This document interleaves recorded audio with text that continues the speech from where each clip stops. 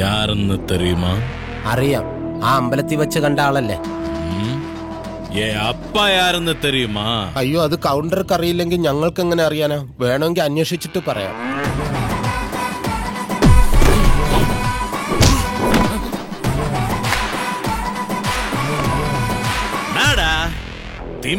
അയ്യോ, തിമിരൊന്നുമില്ല, കണ്ണിന് നല്ല കാഴ്ചയുണ്ട്. என் பொண்ணை கல்யாணம் பண்ணணுமா? உனக்கெல்லாம் அவ்வளவு தைரியமா? உன்னை நான் சூட போறேன். இப்ப என்ன பண்ணுவேன்? ഇനി എന്ത് ചെയ്യൂടാ? ഇനി ഒറ്റ വഴിയേ ഉള്ളൂ. കാലേ വീണ് കരയാനല്ലേ? എന്നാ തുടങ്ങാം. അതല്ലടാ. എന്താ നാടാ അങ്ങ് ഒരു കുസൂസ്പ് സുരട്ടുമാ? ഓ പിന്നെ താനം കൊലത്തു. ഞങ്ങളെ നാഗരാജ വീരപ്പന്റെ ആളുകളാ.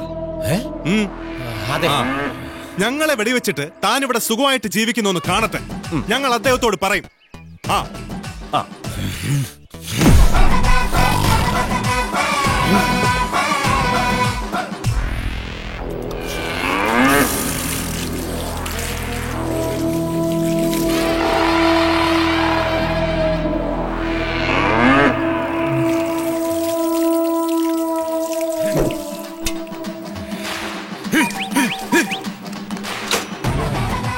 எனக்கு நீ மன்னிக்க முடியாது. ரொம்ப ஓவரா பேசிட்ட. ഉള്ള തൂക്കിട്ട് വാടാ. എടാ, ദേ വളഞ്ഞിട്ട് തല്ലാൻ പോകുന്നു. നല്ല ഐഡിയ. നിനക്ക് വേറെ ഒന്നും പറയാൻ കിട്ടിയില്ല. വീരപ്പന്മാരുടെ പേര് പറഞ്ഞ ഇയാൾ പേടിക്കുന്നല്ലേ വിചാരിച്ചേ? തല വെട്ടുന്ന ടീമുകളല്ലേ? തല വെട്ടില്ല, പക്ഷെ ചിതറും. കാട്ടുപന്നിയെ വെടിവെക്കുന്ന തോക്ക അയാളുടെ കയ്യിലുള്ളത്. കാട്ടുപന്നിയോ? കേട്ടിട്ട് കൊതിയ വന്നു. എത്ര നാളായി വെടിയിറച്ചി കഴിച്ചിട്ട്. നീ ഫ്രണ്ടി പോ.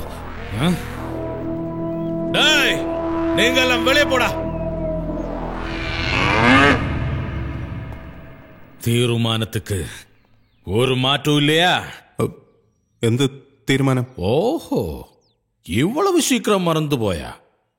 എന്റെ കാര്യം നാഗരാജ വീരപ്പനോട് പറഞ്ഞു കൊടുക്കുമെന്ന് പറഞ്ഞില്ലേ? ആ തീരുമാനം. ഓ, ആ തീരുമാനം അത് ഞാൻ പറഞ്ഞു കൊടുക്കും.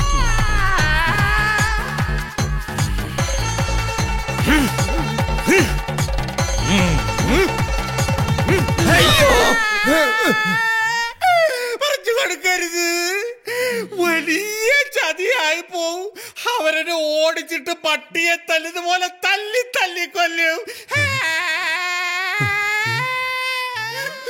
കുഞ്ഞുനാള് മുതലേ അതെ, എനിക്കവരെ ഭയങ്കര പേടിയാ. ഉറക്കത്തിൽ അവരെ സ്വപ്നം കണ്ട് ഞാൻ കിടന്ന് മുള്ളിട്ടുകൂടിയുണ്ട്. സത്യം.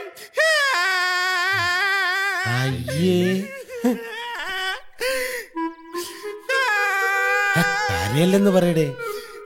மல்லிகை எனக்கு ஒருபாடு இஷ்டம். இந்த மனசுக்குள்ள அவளுக்காக பெரிய கொட்டாரு கட்டி வச்சிருக்க. ஆனா അതൊന്നും അന്ത വീരപ്പന്മാർക്ക് അറിയില്ല. ഞാൻ പേടിച്ചിട്ട് പറയാത്തതാ. പിന്നെ നിങ്ങൾക്കൊരു സത്യം അറിയാമോ? അവളുടെ കുളിസ്യം പോലും ആദ്യമായിട്ട് കണ്ടത് ഈ ഞാനാ.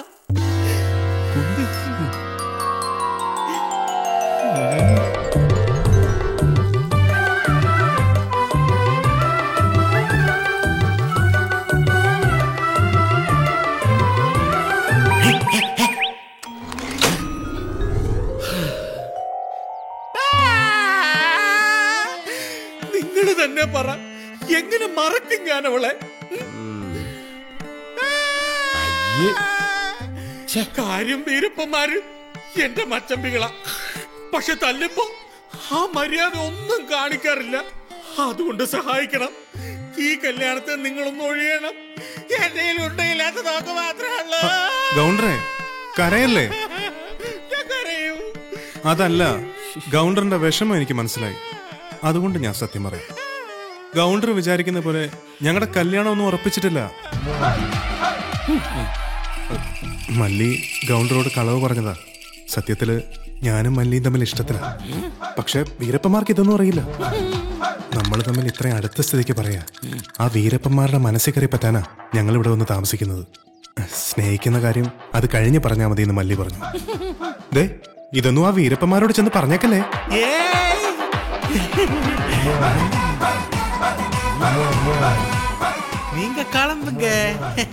ശരിയാക്കി അലന്നൊരു വില്ലനെ ഞാൻ കണ്ടിട്ടില്ല.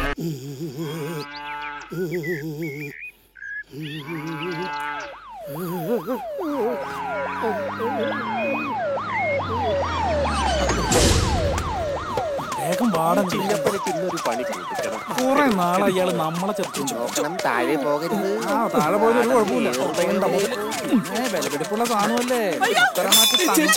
ചേച്ചി ആശുപത്രി ചേച്ചിയുടെ കരച്ചിൽ കേട്ടാത്തോണ്ട് ഞങ്ങളെ തട്ടിക്കൊണ്ടു പോകണം.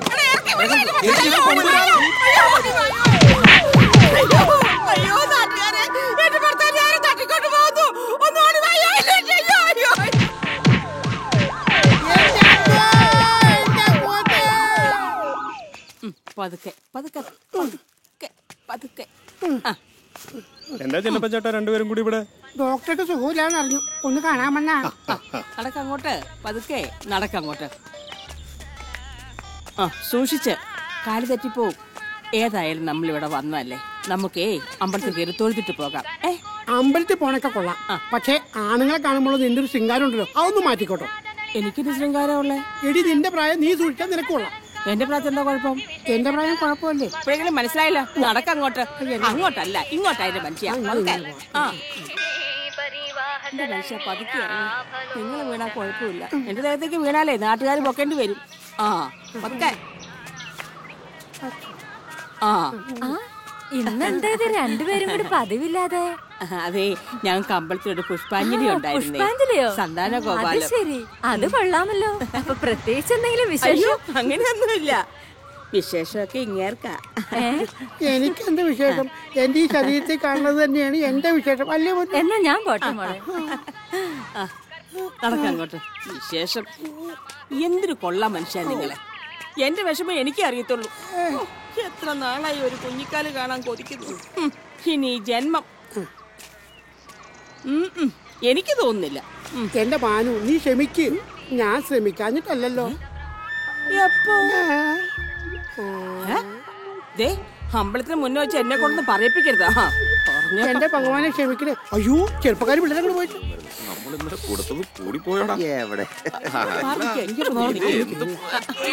രൂപ 100 പച്ചക്കറിക്ക് ഇപ്പൊ എന്താ വില? അതോ എന്റെ മോനെ ഒന്നും പറയണ്ട. അത്താഴം കഴിഞ്ഞ് ഉറങ്ങാൻ കിടന്നപ്പോഴേ ഒരു 5-6 ആൾക്കാരെ വിളിച്ചോണ്ട് പോയതാ. അത്ര മാത്രമേ എനിക്കറിയത്തുള്ളൂ. അല്ലേ? ആർക്കെങ്കിലും മുൻവൈരാഗ്യം ഉണ്ടായിരുന്നോ? നീ ഇവിടെ വരുന്നുണ്ട്. പുല്ലിന് പിണ്ണാക്ക് കൊടുക്കണ്ടേ? പുല്ലിന് പിണ്ണാക്കും? പശുവിന് പുല്ലും പിണ്ണാക്കും കൊടുക്കണ്ടേ? അടുപ്പൊരു തീ കത്തിക്കണ്ടേടോ. അയ്യടി, ഒരു കുടുംബം നോക്കുന്ന ഒരു മനുഷ്യനെ കണ്ടില്ലേ? എന്നെ കൊണ്ടൊന്നും പറയിപ്പിക്കരുത്. ചേട്ടന്റെ നോട്ടം കണ്ട ഞങ്ങൾ എന്താ തെറ്റിയത് പോലെയാണല്ലോ. എന്താ ടോമി? ചേച്ചിയുടെ ശരീരമൊക്കെ നല്ലോണം ശ്രദ്ധിക്കണം. ശ്രദ്ധിച്ചോളും. പോയെ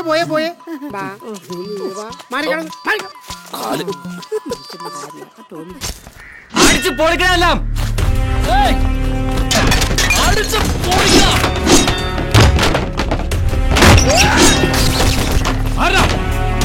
അടിച്ചു പൊളിക്ക.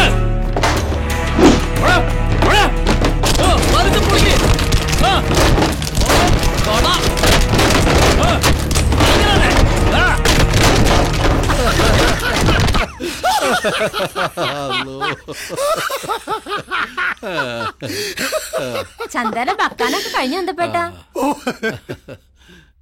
ഇതിപ്പോ ആദ്യത്തെ തല്ലല്ലോ, ശീലായില്ലേ? എന്റെ കട മുഴുവനും തല്ലി പൊളിച്ചു അന്തപ്പായി. അതും നമുക്ക് കെട്ടാന്ന്. അന്റെ തടിക്ക് കടന്നു പറ്റിയില്ലല്ലോ. കട വീണ്ടും കെട്ട, കച്ചവടം തുടങ്ങാൻ. എന്താ ആശയം? രാത്രി എന്നെ വിവരം അറിയിച്ചതുകൊണ്ട് സാധനങ്ങളൊക്കെ മാറ്റാൻ പറ്റും. ഈ സാത്താന്മാരെ കൊണ്ട് ജീവിക്കാൻ പറ്റണ്ടോ? ആ പറഞ്ഞു ശരിയാ. അതിലും മൂത്ത ശേത്താന്മാരല്ല നിങ്ങൾ രണ്ടും. മണുക്കൂസുകള് നല്ല നേരത്തെ എനിക്ക് വിവരം തന്നെ. നിങ്ങൾ അങ്ങാടിയിൽ കീരിയും പാമ്പും ഇവിടെ അടയാൻ ചക്കരയാന്നറിഞ്ഞ ഓമാര് വെച്ചേക്കലേട്ടാ. ആസ്യ പേടിക്കണ്ടാന്ന്, അവര് രണ്ടുപേരും മണ്ടന്മാരാ. ആരവണ്ടന്മാര് തടി മാത്രമേ ഉള്ളൂ, പുത്തിയില്ലാതെ.